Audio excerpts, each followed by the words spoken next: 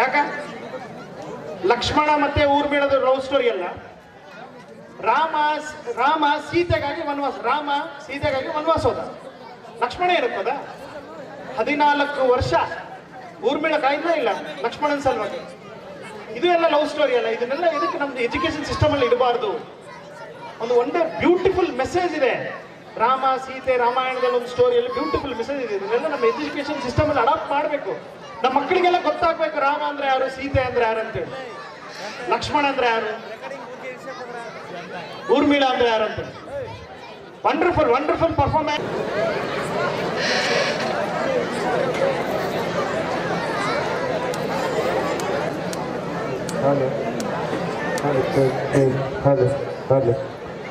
ನಾನು ರೈತ ರಂಗಪ್ಪ.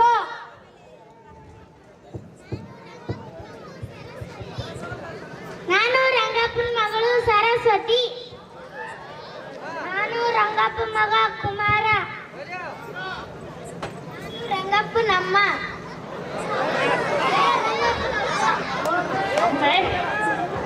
ನಾನು ಸುರಪ್ಪ.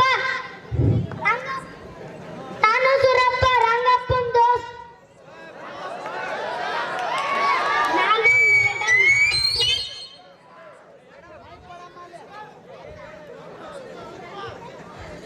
ನಾನು ಬೆಂಚಿ ಕೆಂಪಗೌಡ್ರು.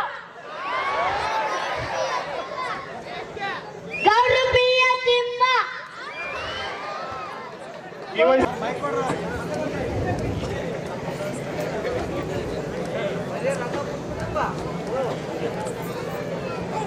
ಸರಸ್ವತಿ ಸರಸ್ವತಿ ಮಗಳ ಸರಸ್ವತಿ. ನಾನು ಹೊಲಕ್ ಕೊಟ್ಟಿನವ ದೌಡ್ ಬುದ್ಧಿ ಕಂಡು ಹೊಲಕ್ ಬಾವ. ಆಯ್ತಪ್ಪಯ್ಯ.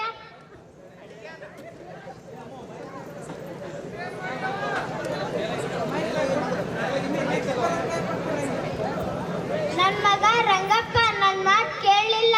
ಸಾಲಿ ಕಲಿಯೋ ತಮ್ಮ ಅಂದ್ರ ಕಲ್ತ್ ಏನ್ ಮಾಡಿ ಅಂತ ನನ್ಗ ಎದುರುತ್ರ ಕೊಟ್ಟ. ತಾನು ಹಾಳಾದ ತನ್ನ ಮಗಳ ಜೀವನಾನು ಹಾಳು ಮಾಡ್ದ. ಶಿಕ್ಷಣ ಇಲ್ಲದವನ ಬಾಳು ಬದುಕಿದ್ದು ಸತ್ತಂಗ. ಶಿಕ್ಷಣ ಇಲ್ಲದವನ ಬಾಳು ಬದುಕಿದ್ದು ಸತ್ತಂಗ.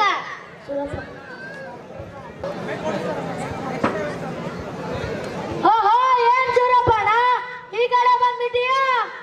ಏನಿಲ್ಲ ರಂಗಣ್ಣ, ಹಾಗೆ ರಜೆ ಹಾಕಿದ್ದೆ, ನಿನ್ನ ನೋಡ್ಕೊಂಡು ಹೋಗೋಣ ಅಂತ ಬಂದೆ. ಬಾ ಬಾ ಕೂತ್ಕೊಳ್ಳೋಣ, ಬಾ ಬಾ ಕೂತ್ಕೊಳ್ಳೋಣ ಬಾ. ಮಗಳ ಮದುವೆ ಮಾಡ್ಬೇಕು. ಮತ್ತೆ ಹೇಗಿದೆ ಜೀವನ? ಏನ್ ಕೇಳ್ತಿ ಬಿಡಿ ಸೂರಪ್ಪಣ್ಣ, ಹಾಗೇ ನಡೀತಿದೆ. ಮೋಡ ಈ ಕಡೆ ಎಲ್ಲ ಸುತ್ತ ಈ ಕಡೆ ಬರುತ್ತೆ, ಈ ಕಡೆ ಬರುತ್ತೆ. ತಲೆ ಹತ್ತಿ ನೋಡೋಷ್ಟ್ರಲ್ಲಿ ಮಳೆ ಎಲ್ಲೋ ವರ್ಷ ಆಗ್ಬಿಟ್ಟಿರುತ್ತೆ. ಭೂಮಿಗೊಂದಾನೆ ಮಳೆನೂ ಬೀಳ್ತಾ ಇಲ್ಲ. ಹೌದಾ?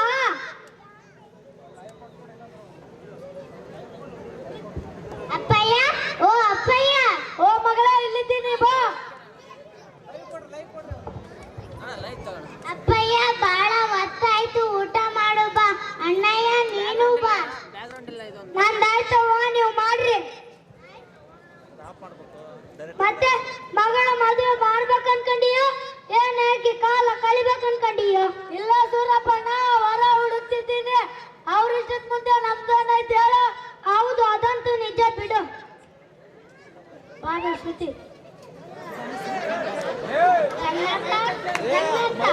ಬರ್ರಿ ಮೇಡಮ್ ಬರ್ರಿ. ಏನು ಮಗಳ ಮದುವೆ ಬಗ್ಗೆ ಮಾತಾಡ್ತಿದ್ದೀರಾ? ಹ್ಞೂ ಮೇಡಮ್. ನಿನ್ ಮುದ್ದಾದ ಮಗಳ ಜೀವನ ನಿನ್ ಕೈಯಲ್ಲೇ ಹಾಳು ಮಾಡ್ಕೊಂಡೀಯ. ಅವಳಿಗೆ ಒಂದಿಷ್ಟು ಶಿಕ್ಷಣನಾದ್ರೂ ಕೊಡ್ತಿದ್ರೆ ಅವಳು ಬಾಳಾದ್ರೂ ಚೆನ್ನಾಗಿರ್ತಿತ್ತು. ಆಗಿನ ಕಾಲದಾಗ ನಮ್ಮಪ್ಪ 7ನೇ ಕ್ಲಾಸ್ ಕಲ್ತ, ಆ ಕಡೆಗೆ ನೌಕರಿನ ಸಿಗ್ಲಿಲ್ಲ, ಈ ಕಡೆ ನಾ ಕಲ್ತೀನಿ ಏನ್ ಮಾಡ್ಲಿ? ಹೊಲಕ್ಕರ ಹೋದ್ರ 4 ಪೈಸೆ ಹಣಾರು ಬರ್ತಾವ, ಅದ್ರಿಂದ ಜೀವನ ನಡೆಸ್ತೀವಿ. ಹಾಗಂತ ತಿಳ್ಕೊಂಡು ನಿನ್ ಜೀವನನು ಹಾಳು ಮಾಡ್ಕೊಂಡೆ, ಮಗಳ ಜೀವನನು ಹಾಳು ಮಾಡ್ದೆ. ಆಯ್ತಲ್ಲ, ಈಗ ನನ್ಗೆಲ್ಲ ಗೊತ್ತು. ನೀ 2 ಎಕರೆ ಹೊಲ ಮಾರ್ತೀಯಂತೆ. ನಿನ್ನನೆ ಬರಹ ಯಾರು ಏನ್ ಮಾಡಕ್ಕಾಗಲ್ಲ. ಹೆಂಗ್ ತಿಳಿಯುತ್ತೋ ಹಂಗ್ ಮಾಡು. ಅಯ್ಯೋ ರಂಗ, ನೀ 2 ಎಕರೆ ಹೊಲ ಮಾರ್ತಿದ್ದೀಯಾ? ನಿನ್ ದೋಸ್ತ್ ನಾ ಇರುವಾಗ ಚಿಂತೆ ಮಾಡಕತ್ತಿ ಹೇಳ? ಬಾ, ನಮ್ಮ ಗೌಡ್ರ ಹತ್ರ ಸಾಲ ಕೊಡಿಸ್ತೀನಿ. ಬಾ ಬಾ. ಅಪ್ಪಯ್ಯ, ಓ ಮಗಳ, ನಾನು ಗೌಡ್ರ ನೋಡಿ ಭೇಟಿಯಾಗಿ ಬರ್ತೀನವ.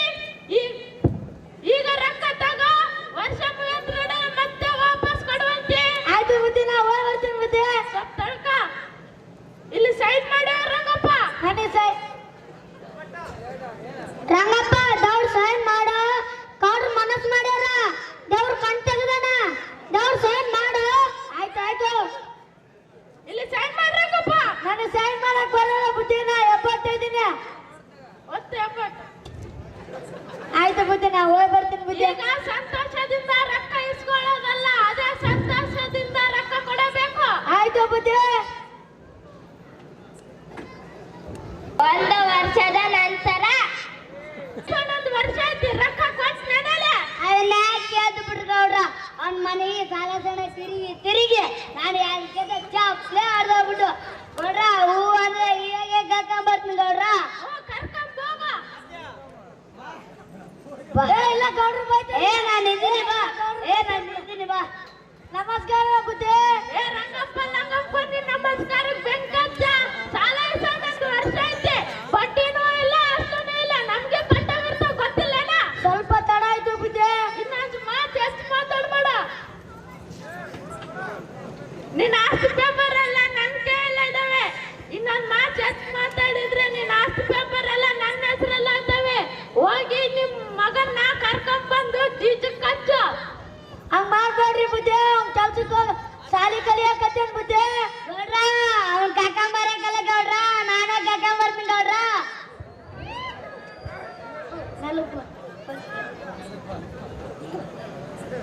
ಹೋಗು.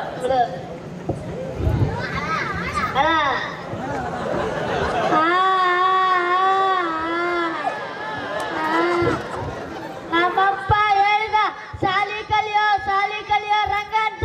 ನಾನು ಅವನ್ ಮಾತು ಕೇಳಿಲ್ಲ. ಸಾಲಿ ಕಲ್ತಿದ್ರೆ ನನಗೆಲ್ಲ ಇಷ್ಟೆಲ್ಲ ಆಗ್ತಿದ್ದಿಲ್ಲ. ಸಾಲಿ ಕಲ್ತಿದ್ರೆ ಇಷ್ಟೆಲ್ಲ ಆಗ್ತಿದ್ದಿಲ್ಲ. ಅವನ್ ಮಾತು ಹೇಳಿದ್ದಲ್ಲ ನೂರಕ್ಕೆ ನೂರು ಸತ್ಯ ಅಂತ.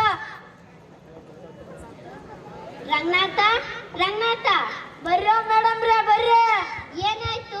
ನಿನ್ ಮಗ ಒಂದ್ ವಾರ ಆಯ್ತು ಸಾಲಿಗೆ ಬಂದಿಲ್ಲ, ಯಾಕ? ಇಲ್ಲ ಮೇಡಮ್, ನಾನು ಗೌಡ್ರ ಹತ್ರ 1 ಲಕ್ಷ ಸಾಲ ಇಸ್ಕೊಂಡಿದ್ದೆ ಮಗಳ ಮದುವೆಗಂತ. ಸಾಲ ಕೊಟ್ಟಿಲ್ಲ ಅಂತ ಹೇಳಿ ನನ್ನ ಮಗನ ಚೀಟಿಗೆ ಹಚ್ಚಾರು ಮೇಡಮ್.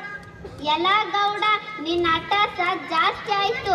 ರಂಗಪ್ಪ ನೀ ಎದುರ್ಬೇಡ, ಬಾ ನನ್ ಜೊತೆ ಬಾ, ನಾನೆಲ್ಲ ಸರಿ ಮಾಡ್ತೀನಿ ಬಾ. ಆಯ್ತು ಗೌಡ್ರ ಬರ್ರ ಮೇಡಮ್. ನಿಮ್ಮ ಅಟ್ಟಾಸ ಜಾಸ್ತಿ ಆಗೈತಿ, ದಬ್ಬಾಳಿಕೆ ಬಾಳ ಆಗೈತಿ. ಎಲ್ಲ ಜನರಿಗೂ ಸಾಲ ಕೊಟ್ಟು ತೊಂದರೆ ಕೊಡ್ತೀರಾ. ಹಾಗೆ ಮಕ್ಕಳನ್ನು ಕೆಲಸಕ್ಕೆ ಇಟ್ಟುಕೊಳ್ಳುವುದು ಬಹಳ ಅಪರಾಧ ಅಲ್ಲವೇ? ನಿಮಗೆ ಗೊತ್ತಿಲ್ಲವಾ? ಆಹಾ, ಪೊಲೀಸರು ಜೈಲಿಗೆ ಹಾಕ್ತಾರೆ, ಒದ್ದು ಒಳಗೆ ಹಾಕ್ತಾರೆ, ಗೊತ್ತಾ? ನಿಮ್ಮ ಮಾನ ಮರ್ಯಾದಿನ ನೀವೇ ಕಳ್ಕೊಂತೀರಾ. ಕುಮಾರ ಇಲ್ಲಿ ಬಾಪ. ರಂಗಪ್ಪ ನೀನು ನಮ್ಮ ಮನೆಗೆ ರಂಗಪ್ಪ ನೀನ್ ನನ್ನ ದೋಸ್ತಿದ್ದಂಗ. ಕುಮಾರ ನನ್ನ ಮನೆಗೆ ಮಗದಂಗ. ಓದಿರ್ತಾನ, ಬರ್ತಿರ್ತಾನ, ಕುಂದಿರ್ತಿರ್ತಾನ. ಕುಮಾರ ಇಷ್ಟಕ್ಕೆಲ್ಲ ನೀವು ಪೊಲೀಸರು ಕೋರ್ಟ್ ಕಚೇರಿ ಅಂತ ಹೋಗ್ಬೇಡ್ರಿ.